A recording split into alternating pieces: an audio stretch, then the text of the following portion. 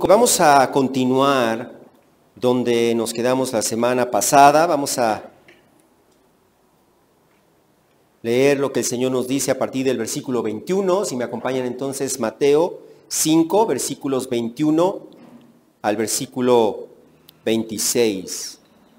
El Señor nos dice así en su palabra: ustedes han oído que se dijo a los antepasados, no matarás. Y cualquiera que cometa homicidio será culpable ante la corte. Pero yo les digo que todo aquel que esté enojado con su hermano será culpable ante la corte. Y cualquiera que diga insensato a su hermano será culpable ante la corte suprema, y cualquiera que diga idiota será merecedor del infierno de fuego. Por tanto, si estás presentando tu ofrenda en el altar y allí te acuerdas que tu hermano tiene algo contra ti, deja tu ofrenda allí delante del altar y ve, reconcíliate primero con tu hermano y entonces ven y presenta tu ofrenda. Ponte de acuerdo pronto con tu adversario mientras vas por el camino. No sea que tu adversario te entregue al juez y el juez al guardia y seas echado en la cárcel. En verdad te digo que no saldrás de allí hasta que hayas pagado el último centavo. Vamos a orar al Señor. Padre, te damos gracias, Señor, por tu palabra inerrante, infalible, que ha sido inspirada por tu Espíritu Santo. Y te damos gracias por la obra del Espíritu Santo que ilumina nuestro entendimiento, abre nuestros ojos y nos permite disfrutar y deleitarnos y saciarnos de las riquezas de tu palabra, Señor. Yo te pido que en esta mañana tú hables a nuestro corazón, Señor, que podamos oír tu voz, hablando, Señor, a través de mi persona, Señor, tu palabra y no mis palabras, Señor, de manera que seamos edificados y fortalecidos, confrontados, retados, animados, Señor, a seguir creciendo a la estatura del varón perfecto que es Jesucristo. Te lo pedimos en el nombre de Jesús y para la gloria de tu nombre. Amén. Pues seguimos estudiando el Sermón del Monte y el Señor ya nos ha hablado acerca del carácter del cristiano. Los primeros versículos, 12 versículos del capítulo 5, el carácter del cristiano, y nos ha hablado también acerca de la influencia del cristiano en versículos 13 al versículo 16. Y la semana pasada comenzamos a estudiar esta tercera sección del Sermón del Monte, que es el cristiano y la justicia, es decir, la justicia del cristiano. En este pasaje el Señor nos enseña, como vimos en versículos 17 al 20, que Él no vino para cancelar la ley o los profetas. Que Jesús no vino para abrogar, para invalidar, para hacer a un lado y deshacerse del Antiguo Testamento, sino para cumplirlo. Para cumplirlo. Él vino entonces a dar cumplimiento a todo lo que la ley y los profetas anunciaron acerca del Mesías. Y por eso Jesús añadió en versículo 18 que no se perderá ni la letra más pequeña ni una tilde de la ley hasta que toda se cumpla. Por lo tanto, si todo lo que Dios anunció en el Antiguo Testamento anuncia a Jesucristo, apunta hacia Jesucristo y se cumple en Jesucristo, entonces debemos prestar atención a todo lo que el Señor nos enseña en el Antiguo Testamento, de manera que nosotros podamos apreciar su cumplimiento en el Nuevo Testamento, en la persona, en la obra, en las enseñanzas de nuestro Señor Jesucristo, de tal manera que eso nos lleve a obedecerlo a Él. Ponte a pensar desde esta perspectiva judía, en donde todo el Antiguo Testamento apunta a Cristo, y ahora que Cristo ha llegado, ¿qué significa eso? Sino que debemos someternos a Cristo, que debemos seguir a Jesús de Nazaret, quien es el Mesías, el Hijo de Dios, el Verbo encarnado. Y es por eso que Jesús advirtió en versículo 19 que cualquiera que anule uno solo de estos mandamientos, refiriéndose, lo más probable, es que sea a sus propios mandamientos, aún de los más pequeños, y así lo enseña a otros, será llamado muy pequeño en el reino de los cielos. Pero cualquiera que los guarde y los enseñe, este será llamado grande en el reino de los cielos. Y es tan importante, hermanos, es tan importante obedecer todos y cada uno de los mandamientos del Señor, que esta es la única manera en que nosotros podemos tener una justicia que sea superior a la de los escribas y los fariseos. Y necesitamos ese tipo de justicia, porque el Señor claramente nos dijo allí en versículo 20 que si nosotros no tenemos una justicia que supere a la de los escribas y los fariseos, no entraremos en el reino de los cielos. La gente consideraba a los escribas y los fariseos. Imagínate tú en ese contexto judío escuchar estas palabras de Jesús de que para poder entrar en el reino de los cielos necesitas una justicia que es mayor que la de los escribas y los fariseos. Eso fue un shock para la gente porque los escribas y los fariseos eran considerados por la gente como las personas más justas, las personas más piadosas, las personas más religiosas, las personas que más conocían a Dios, eran los escribas y los fariseos. Así que entonces imagínate pensar en tener una justicia que exceda a la justicia de los escribas y los fariseos. Pero la realidad es que esta justicia, esta obediencia de los escribas y de los fariseos era solamente externa. Era pura apariencia. Jesús mismo les dijo en una ocasión en Lucas capítulo 16, Él les dijo, ustedes son los que se justifican a sí mismos, pero Dios conoce sus corazones. Ustedes son los que se justifican a sí mismos, pero delante de los hombres, pero Dios conoce sus corazones. Y en otra ocasión Jesús les dijo que ellos eran como sepulcros blanqueados, que por fuera lucen hermosos, que por fuera parecen justos a los hombres, pero por dentro están llenos de hipocresía y de toda iniquidad.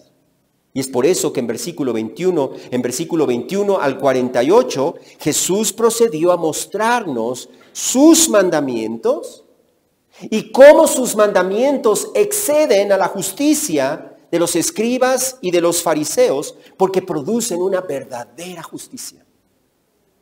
Producen una justicia conforme a Dios, producen una justicia que supera la de los escribas y los fariseos.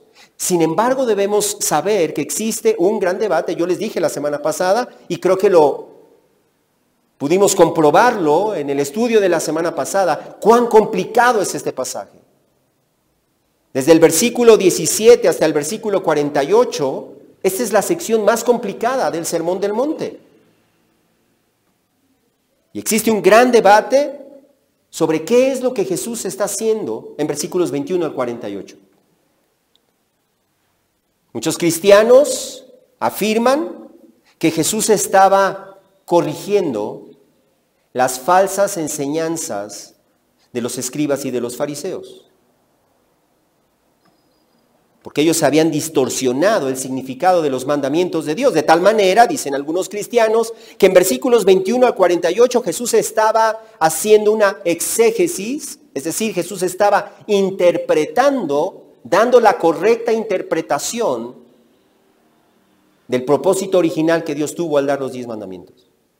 Es decir, Jesús está corrigiendo las falsas enseñanzas de los fariseos y de los escribas, por un lado, pero por el otro, Él está mostrando cuál es el verdadero significado de lo que Dios había dicho en el Antiguo Testamento.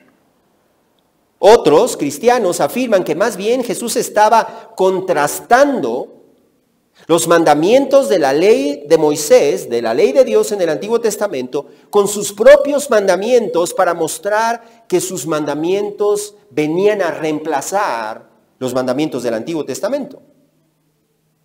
Sin embargo, como ya vimos la semana pasada, Jesús no vino para anular, abrogar, invalidar la ley del Antiguo Testamento, ni los profetas tampoco. Otros cristianos entonces afirman que Jesús estaba enseñando que los mandamientos de la ley del Antiguo Testamento siguen siendo obligatorios para el cristiano, pero que deben obedecerse a la luz de las enseñanzas de Jesús. Ahora bien, la realidad de todo este debate es que es una situación tan compleja, tan difícil, que yo no sé si en algún momento pueda llegar a solucionarse este debate, este conflicto. Lo que sí es cierto, lo que sí es un hecho, es que en versículos 21 al 48, Jesús nos está enseñando sus mandamientos. Jesús nos está enseñando que sus mandamientos exceden, es decir, el obedecer sus mandamientos nos lleva a una justicia que excede a la de los escribas y de los fariseos. Y esta es la justicia de aquellos que están caminando en el reino de Dios, de aquellos que pertenecen al reino de Dios, de aquellos que han entrado por la gracia y no por sus obras en el reino de Dios. Eso quiere decir que estos mandamientos y la obediencia a estos mandamientos no son la causa que nos lleva al reino de Dios, sino es el resultado y el estilo de vida de aquellos que viven en el reino de Dios. De aquellos que ya han entrado por la gracia, por medio de la fe en Jesucristo, en el reino de Dios y son hijos del reino. Así que entonces estos mandamientos, como vamos a ver a lo largo de los versículos 21 hasta el 48, y nos vamos a quedar solamente en el versículo 26, estos nos enseñan cómo los mandamientos de Jesús exceden o van más allá, a un nivel más profundo, que lleva los mandamientos de Dios a un nivel mucho más profundo que involucran nuestros pensamientos, que involucran nuestras actitudes, que involucran nuestras palabras, que involucran nuestras motivaciones.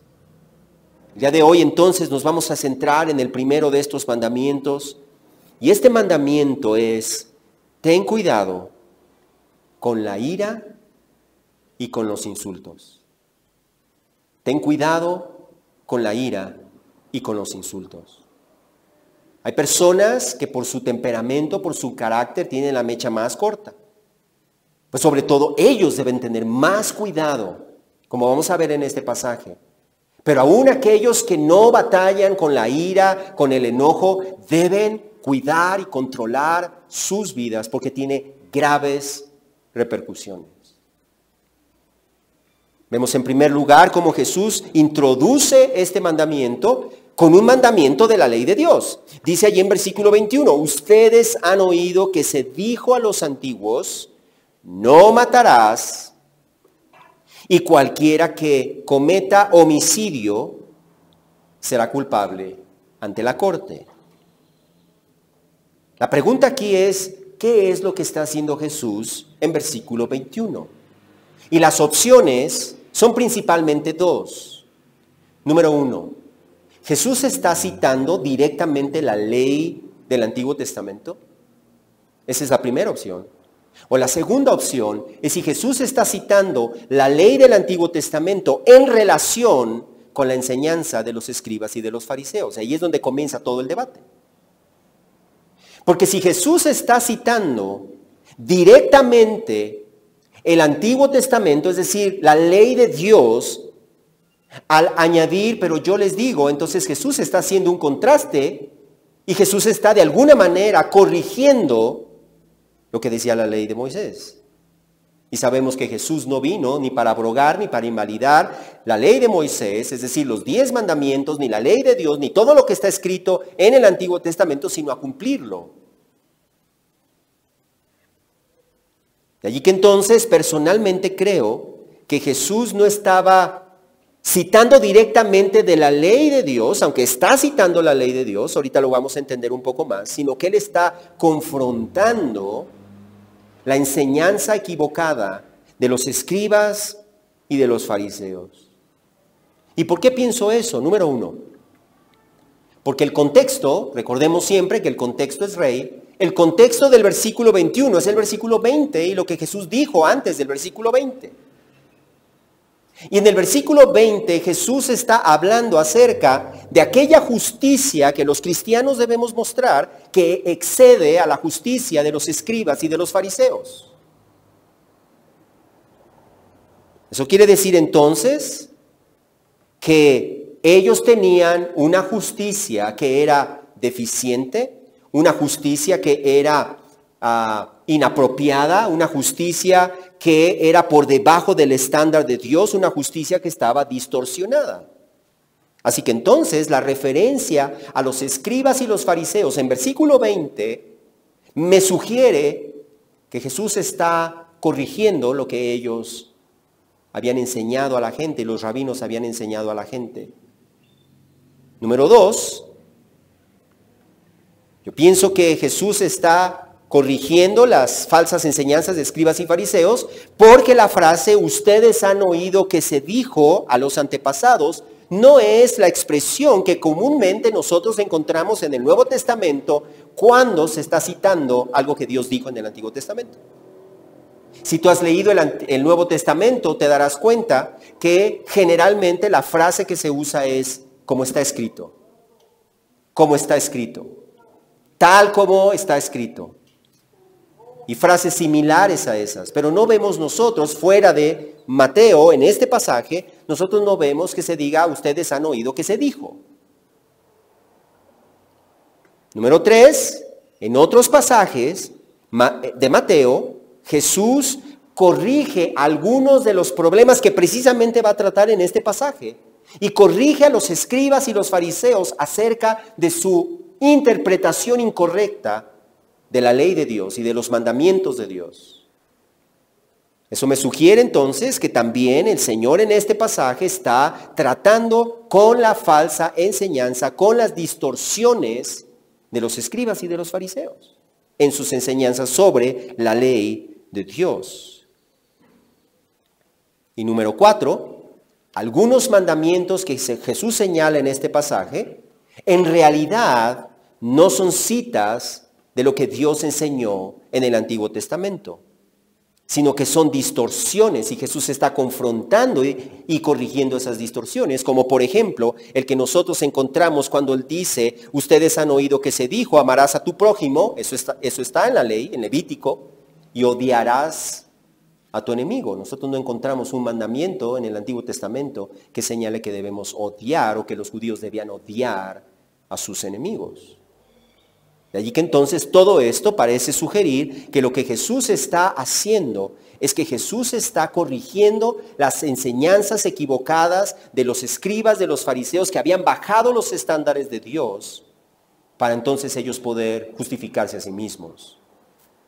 Pero no solamente eso, por otro lado Jesús también a la misma vez está introduciendo sus propios mandamientos. Él no está haciendo, como vamos a ver a lo largo de versículos 21 al 48, Él no está haciendo una exégesis de esos pasajes.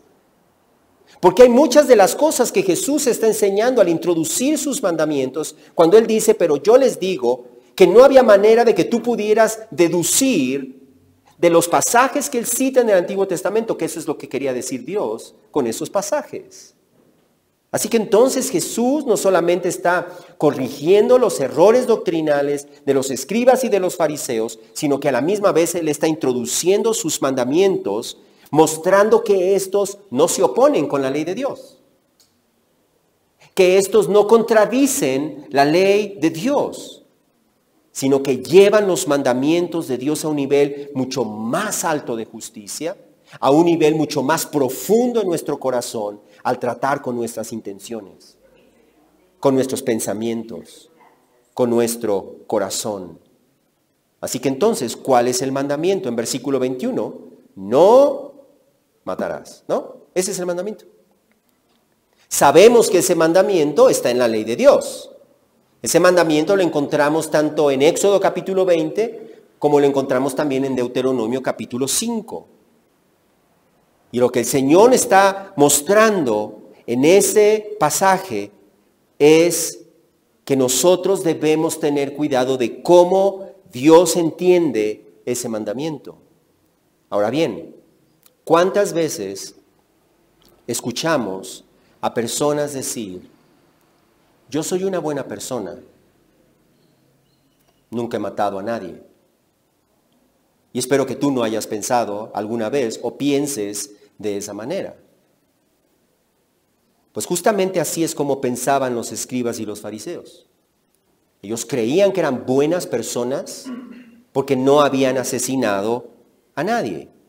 Ellos creían que eran aceptables delante de Dios porque no habían matado físicamente a nadie. No habían quebrantado, entre comillas, el sexto mandamiento, no matarás. Ahora bien, es importante que nosotros aclaremos qué es lo que ese mandamiento está prohibiendo en este caso. Cuando dice no matarás, tanto la palabra en el hebreo como en el griego, literalmente más bien significa no asesinarás.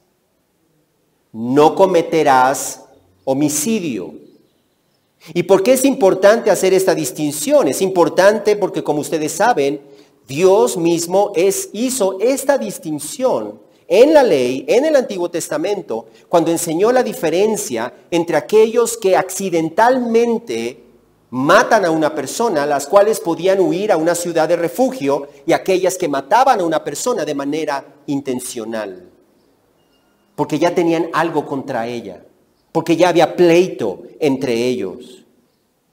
Y Dios mismo, por si esto fuera poco, Dios mismo, desde el libro de Génesis, Él ordena que aquella persona que asesine, que mate intencionalmente a otra, Génesis 9, versículo 6, debe pagarlo con su propia vida. Dios dijo eso. Si Dios estuviera prohibiendo absolutamente toda forma de matar, Él mismo no diría eso porque estaría yendo en contra de sí mismo, de su propio carácter. Y no solamente eso, sino que Dios mismo sentenció a la pena de muerte a aquel que mate a otra persona, y Dios le dio y le ha dado autoridad a las autoridades civiles para que ellos puedan ejercer la pena de muerte. Y en Romanos nos dice eso, en Romanos capítulo 13, en el Nuevo Testamento dice que las autoridades no en vano llevan la espada, y cuando dice eso está hablando de la capacidad y de la autoridad para ejercer la pena de muerte. Así que entonces, Dios, lo que Él prohibió en el sexto mandamiento es quitarle la vida a alguien con enojo, intencionalmente, con alevosía. Pero hay otros casos, como por ejemplo en defensa personal, o en el caso de que estás defendiendo una persona que está vulnerable. Eso no es lo que eso no es lo que Dios estaba prohibiendo en la ley. Esto nos muestra entonces lo que Dios prohibió es el asesinato. Esto excluye, por lo tanto, también, de acuerdo a lo que dice Romanos capítulo 13, esto excluye a los soldados y a los policías que en el ejercicio de sus funciones que Dios les ha asignado, acaban con la vida de un criminal. Esa es su responsabilidad. No en vano ellos llevan la espada. Ahora bien, y debemos reconocer también eso, y por eso dije, en el ejercicio de las funciones que Dios le ha asignado. Sabemos nosotros que hay autoridades que no cumplen con sus funciones, que abusan de sus funciones, que manipulan sus funciones, y entonces ahí estamos hablando de otra cosa. Eso es un asesinato. Aunque esté disfrazado a través del uso de la fuerza por medio de una autoridad. Así que entonces Dios prohíbe asesinar a otra persona. Esto está pleno, eso está claro en el Antiguo Testamento. Pero observa lo que Jesús dijo en versículo 22. Jesús continuó diciendo, pero yo les digo que todo aquel que esté enojado con su hermano será culpable ante la corte. Ups. Todo aquel que esté enojado con su hermano. De allí que entonces, si tú tienes un pleito con alguien, si tú estás enojado con alguien, tú eres culpable ante la corte. Si tú eres de una mecha corta y fácilmente estallas de ira, tú eres culpable ante la corte. Y sigue adelante. Y cualquiera que diga insensato a su hermano será culpable ante la corte suprema. Y cualquiera que diga idiota será merecedor del infierno de fuego. Observa que Jesús está prohibiendo no solamente el asesinato físico como un acto externo, sino también el pecado que es la raíz, el pecado que es la raíz del asesinato. Y este pecado es el enojo, este pecado es la ira. Jesús dijo claramente, todo aquel que esté enojado con su hermano será culpable ante la corte. Pero el contexto claramente nos muestra que Jesús no estaba prohibiendo todo tipo de enojo, sino el enojo pecaminoso. Porque hay un tipo de enojo que no es pecaminoso. De hecho, ustedes recordarán en el libro de Efesios, el Espíritu Santo dice por medio del apóstol Pablo, enójense, pero no pequen. ¿Qué quiere decir? Que no necesariamente el enojo siempre es un pecado. Dice, pueden enojarse siempre y cuando no pequen. Dios mismo se enoja, ¿no es cierto? Dios mismo expresa su ira. Dios es un Dios, como dice en el Salmo 7, versículo 11, Dios es un Dios que está airado todos los días contra el impío. Y Dios es santo. Su ira es santa. Así que no todo enojo, no toda ira es pecaminosa. De otra manera, Dios no sería Dios. Dios se enoja contra el impío. ¿Sabes por qué? Porque Dios aborrece el pecado. Dios odia el pecado con todo su ser. El pecado causa la ira de Dios en contra del pecador. Y nosotros vemos aún en el Nuevo Testamento cómo Jesús también se enojó, ¿no es cierto? Jesús también se enojó una y otra vez a causa de la dureza de los corazones de los hombres. Pero la realidad es que nuestro enojo, nuestra ira, por lo general, no es contra el pecado. ¿No es cierto? No es contra la injusticia. Más bien nuestro enojo es un enojo egoísta. Es una ira caprichosa. Es un enojo que pierde el control. Es un enojo que nos lleva a causar daño a otras personas. Es un enojo desproporcionado. Es un enojo que busca venganza. Y ese enojo es pecaminoso. Ese enojo es pecaminoso. Ese enojo surge del deseo de que las cosas se hagan como yo quiero, en el momento en que yo quiero. Y ese es pecado.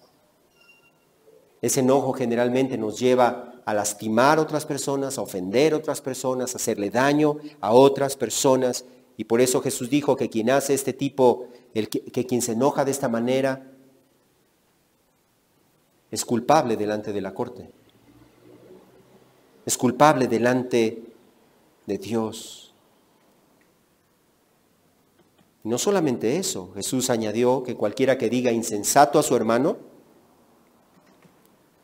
será culpable ante la Corte Suprema. Y algunos podrían pensar, yo no le digo nunca insensato a alguien, no, es mucho peor lo que le dices.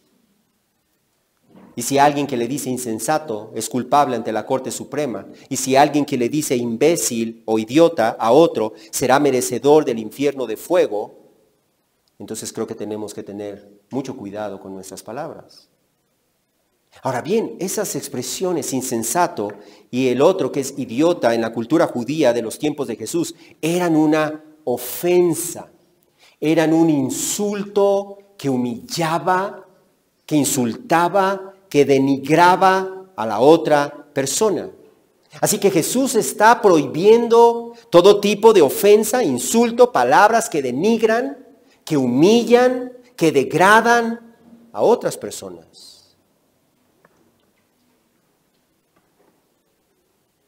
Y generalmente es cuando estamos enojados, ¿no es cierto? Generalmente es cuando estamos enojados, cuando hemos perdido el control, que nosotros decimos palabras que insultan, palabras que humillan, palabras que degradan, palabras que menosprecian a otras personas. Y hacer eso es pecado delante de Dios.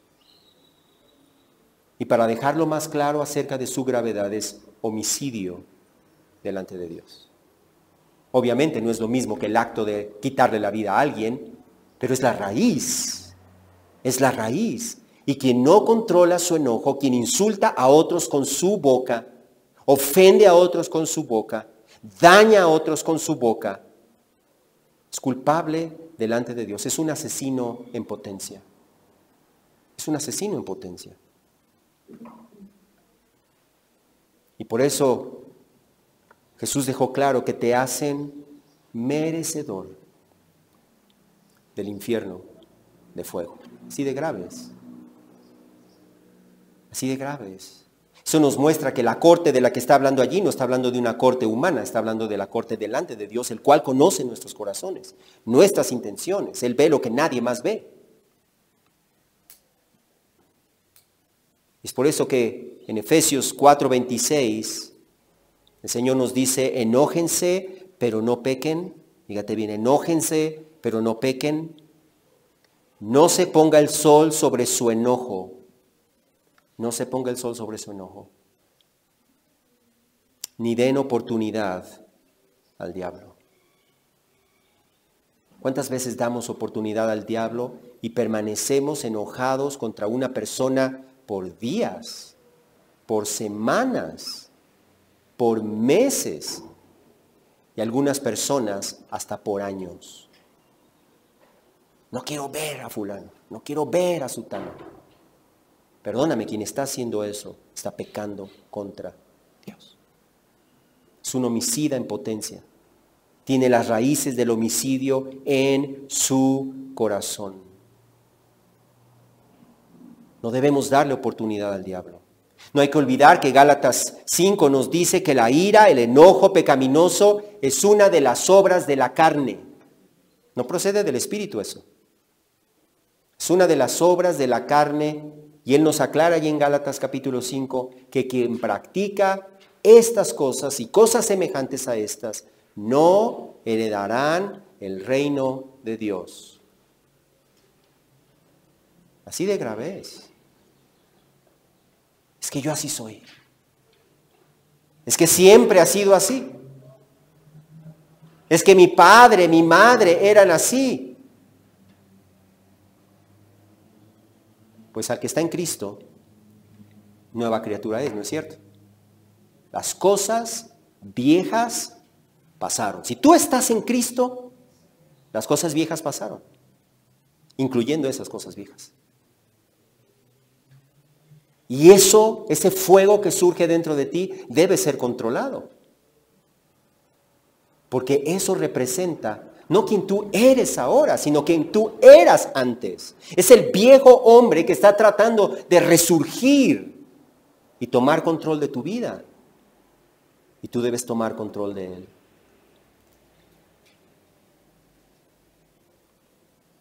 No hay que olvidar que Santiago nos dice que debemos ser tardos para la ira.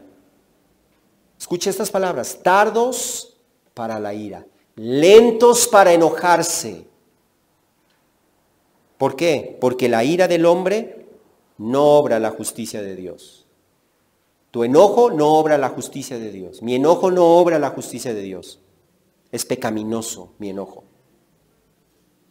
Y Santiago 3, versículos 9 al 10 también nos dice que tengamos control de nuestra lengua, especialmente cuando estamos enojados, pero que tengamos control de nuestra lengua, porque con ella bendecimos a nuestro Señor y Padre, y con ella maldecimos a los hombres que fueron creados a imagen de Dios. Eso es una contradicción.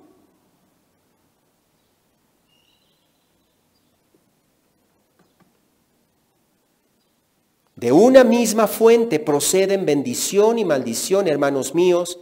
Esto no debe ser así, dice Santiago. No debe ser así.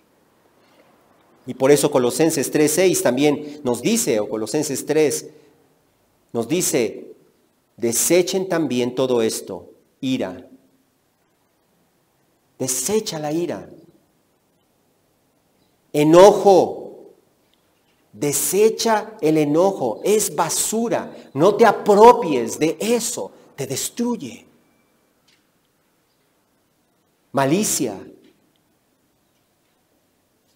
Que es esa intención de hacerle daño a esas personas con las cuales estás enojado. Insultos, dice allí en Colosenses 3. Lenguaje ofensivo de su boca. Deshazte de esas cosas.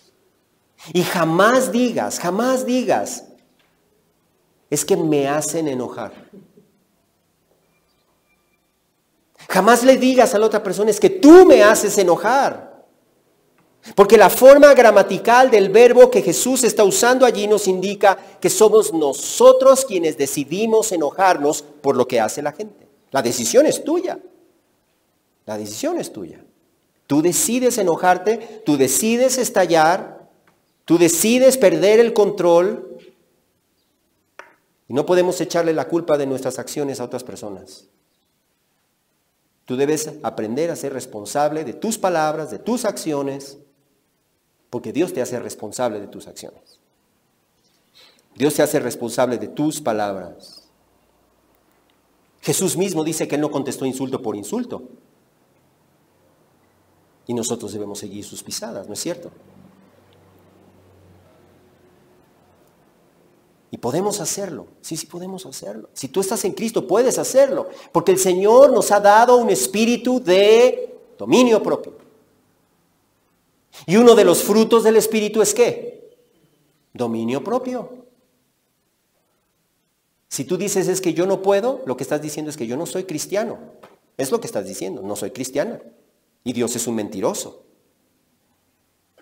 Pero si tú has creído en Cristo, el Espíritu de Dios está en ti. El Espíritu de Dios está en ti. Él te ha hecho una nueva persona. Él te ha hecho nacer de nuevo. ¿Y qué debemos hacer entonces? Nos dice en Gálatas, anden por el Espíritu y no cumplirán los malos deseos de su carne. Eso es lo que tenemos que hacer. Tenemos al Espíritu de Dios en nosotros, entonces debemos someternos al Espíritu. Debemos andar por el Espíritu. ¿Cómo andamos por el Espíritu? Número 1, alimentándonos de su palabra, de la palabra del Espíritu, que es la palabra de Dios. No está hablando de cosas místicas. Porque su palabra nos renueva, ¿no es cierto? Su palabra nos purifica, su palabra nos santifica, su palabra nos transforma. Si tú no te alimentas de su palabra, va a salir el viejo hombre. Así de simple. Pero no solamente alimentándose de su palabra, sino también meditando en ella de tal manera que cambie tu manera de pensar sobre esas personas y sobre cómo debes responder. Ve en las Escrituras cómo Jesús respondió. Ve en las Escrituras cómo nos enseña que nosotros debemos responder ante las provocaciones, y eso es lo que tienes que hacer.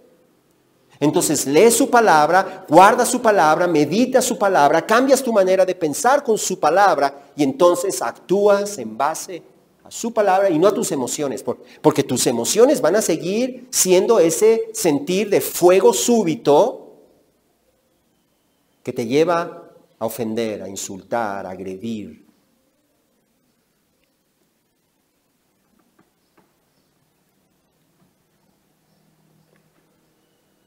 Híjole, pero si ya lo hemos hecho, si ya hemos estallado en ira, si ya hemos ofendido a otros,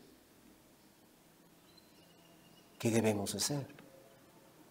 ¿Qué debemos hacer? Jesús nos enseña qué debemos hacer. Observa versículos 23 y 24. Por tanto, si estás presentando tu ofrenda en el altar, y allí te acuerdas que tu hermano tiene algo contra ti, ¿qué dice que hagas? Deja tu ofrenda allí delante del altar y ve Imperativo, ve. Imperativo, reconcíliate primero con tu hermano y entonces ven y presenta tu ofrenda.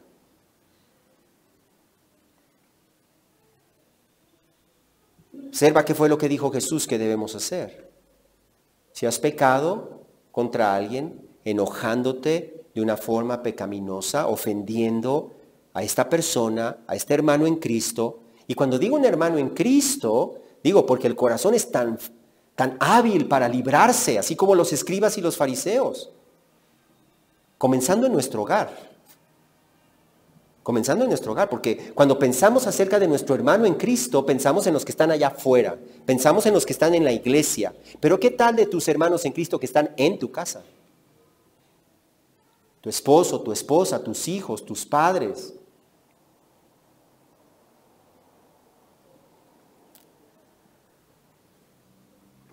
Y eso incluye obviamente también a tus hermanos en Cristo en la iglesia. Y fíjate lo que Jesús dice. Deja allí tu ofrenda. Párale a la alabanza. Ponle stop. Porque no puedes, tu enojo contra alguien, tu pleito contra alguien, tu desunión contra alguien, estorba tu relación con Dios. No puedes seguir como si nada, ¿eh? No puedes seguir como si nada. Quizá tú te sientes emocionalmente que sí. Quizá te acabas de echar un bronconón con alguien, lo ofendiste y todo, y quizá después de eso tienes tu tiempo devocional especial con Dios y te sientes quizá como si nada haya pasado. Déjame decirte, tu corazón te está engañando si piensa que nada ha pasado entre tú y Dios cuando has ofendido a tus hermanos. Claro que ha pasado. ¿Y sabes qué es lo que Dios te dice? Párale allí.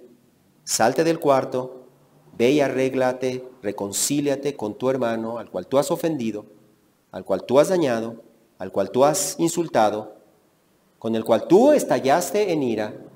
Y entonces ahora sí, una vez que hagas eso, entonces ven y presenta tu ofrenda delante de mí. Eso es lo que tenemos que hacer. No podemos hacernos de la vista gorda. Esta idea de que las palabras se las lleva el viento, pues no delante de Dios, ¿eh? No delante de Dios.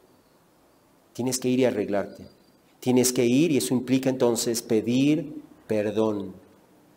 Pedir perdón. No puedes hacerte de la vista gorda. Primero tienes que pedirle perdón al Señor porque ofendiste al Señor, pecaste contra Dios al pecar contra tu hermano. Y en segundo lugar, no basta solamente con pedirle perdón a Dios, tienes que reconciliarte con tu hermano al cual tú ofendiste. Ahora, quizá algunos puedan pensar, bueno, ¿y qué pasa si yo me disculpo y la otra persona no me perdona? Si la otra persona no quiere perdonarme, no quiere restaurar las cosas, bueno, Dios no te dice que es tu responsabilidad que las cosas se arreglen. Recordamos que Él nos dice que en lo que dependa de nosotros debemos estar en paz con las personas. No todo depende de nosotros. Pero en lo que sí depende de ti es ir y tratar de reconciliarte con tu hermano, pidiendo perdón.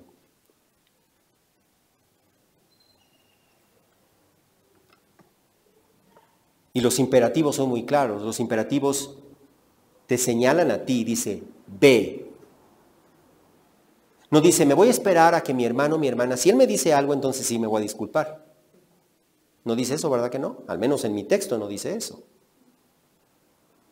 Y si no me dice nada, significa que en realidad no lo tomó tan personal. No dice, ve, es tu responsabilidad. Si tú ofendiste, si tú insultaste, entonces tú ves, tú vas y tú te reconcilias. Tú pides perdón.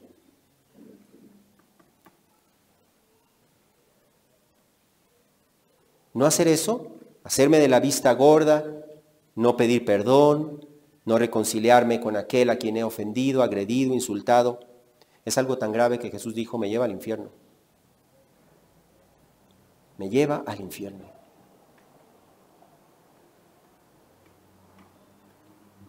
Pues qué bueno que escuchamos esto, hermanos.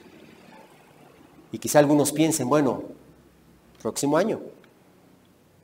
Sí, entre mis propósitos del próximo año, ya en el 2023, ¿no? Sería bueno, me voy a arreglar.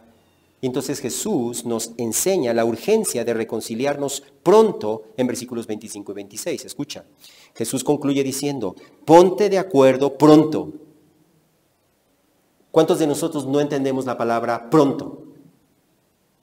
Pronto. Ponte de acuerdo pronto con tu adversario. Observa cómo ya pasó la persona ofendida por ti, ya pasó a ser tu adversario.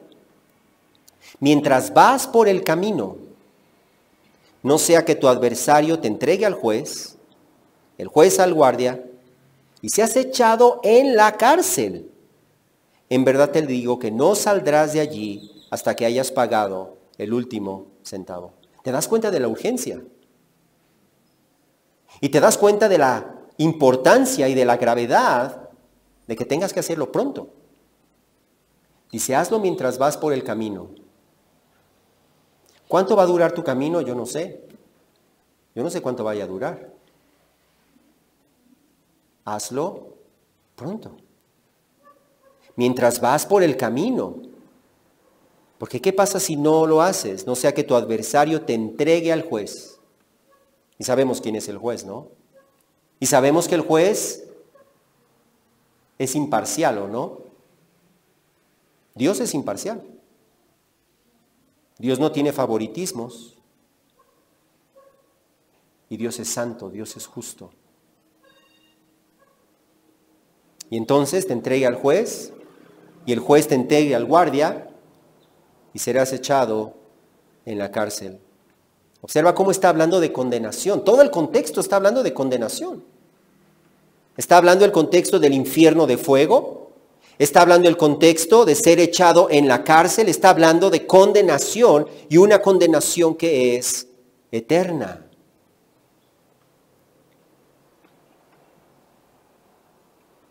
Si tú no te arrepientes, si tú no pides perdón, y si tú no buscas arreglar las cosas y cambiar, entonces el juez te condenará y te echará en la cárcel, de donde no saldrás hasta que hayas pagado el último centavo.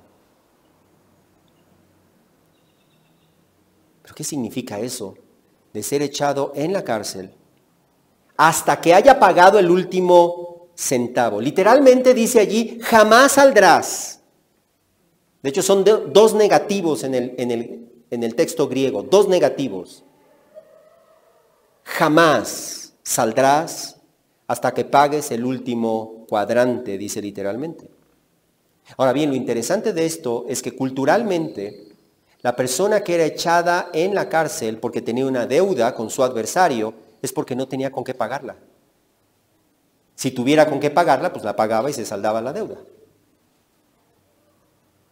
Eso quiere decir que esa persona literalmente estaba condenada de por vida a estar en la cárcel. Está hablando de una condenación que es permanente. Alguien puede pensar, pero ¿cómo empata esto con la doctrina de la salvación eterna?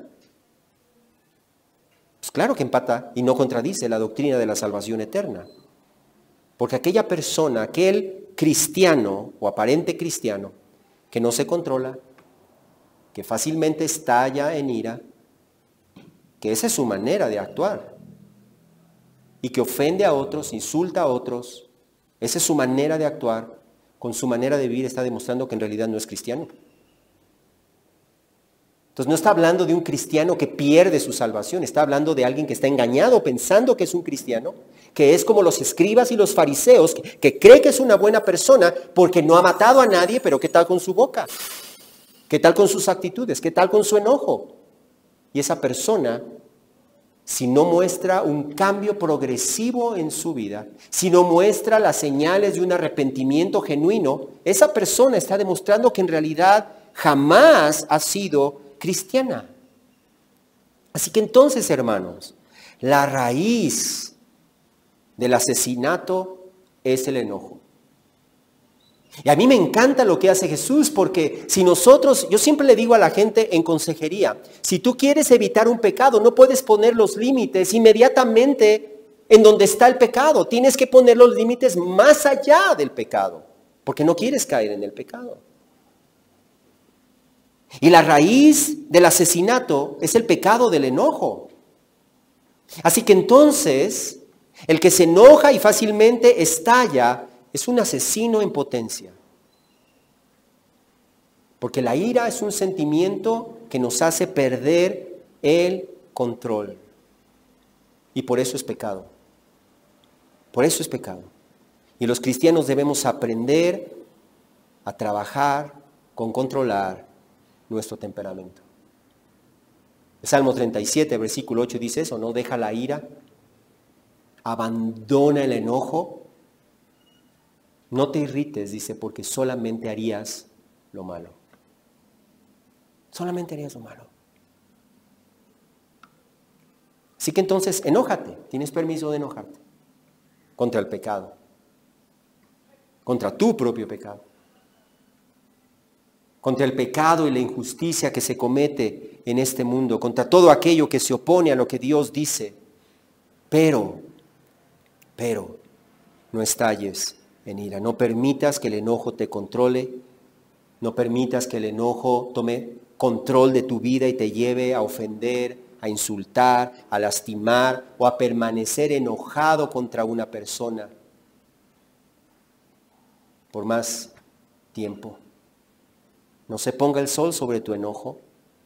Aprende entonces en el Señor a controlar tu carácter, a controlar tu temperamento, a controlar tus palabras, a controlar tu lengua, y aprende en el Señor a pedir perdón pronto cuando has ofendido a alguien y a seguir trabajando en tu carácter, dejando que el Espíritu Santo te siga renovando.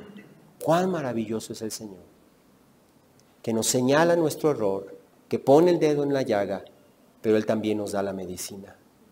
Él también nos aplica la medicina para que nosotros no sigamos por ese camino que lleva a nuestra destrucción, sino que nosotros reconozcamos que ese camino es equivocado, nos demos la media vuelta y empecemos a caminar en el camino que Él tiene para nosotros. Vamos a orar. Padre, cuán maravilloso eres tú, que no nos dejas como estamos. Quizás es incómodo cuando tú tratas estas cosas, Señor, y nosotros somos personas con un carácter difícil. Pero gracias, que no nos dejas a la deriva, sino que nos amas tanto como un padre a su hijo, que pones el dedo en la llaga. No te haces de la vista gorda, no lo pasas por alto, no lo toleras, ni lo apapachas, pero nos hablas al corazón. Y tú mismo nos aplicas la medicina, Señor. Te pedimos, Señor, que tú trates con nuestro carácter. Te pedimos, Padre, que si hay alguna persona en la iglesia que ha ofendido a otras, que está en pleito con otras, Señor, que pueda arreglar su corazón, que pueda pedir perdón y que pueda trabajar en su carácter. Te pedimos por aquellos que batallan con la ira, con el enojo, Señor, para que ellos puedan entender que en ti hay sanidad, que en ti hay perdón, restauración, que en ti hay cambio, esperanza, de manera que no nos rindamos, porque aquellos que hemos creído en ti no somos de los que nos rendimos, sino de aquellos que perseveramos hasta vida eterna, Señor. Te lo pedimos en el nombre de Jesús. Amén.